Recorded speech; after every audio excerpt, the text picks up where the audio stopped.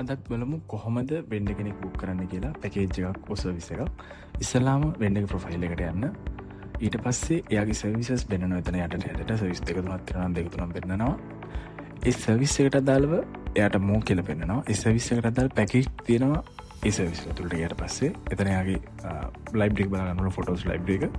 ඒ වගේම පැකේජස් වලට අදාළ ප්‍රයිසස් and ඒ වගේ අදාළ ඩීටේල් පෙන්නනවා. ඒත් එක්කම බුක් නව් කියලා බටන් එකක් පෙන්නනවා.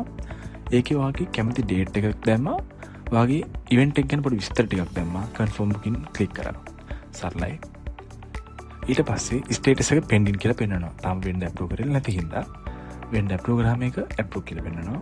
මෙතන ඔයාලට වෙන්ඩත් එක්ක chat කරන්න බටන් එකක් තියෙනවා, chat කියලා. ඒක ක්ලික් කරලා ඔයාලට වෙන්ඩත් එක්ක chat කරන්න පුළුවන්.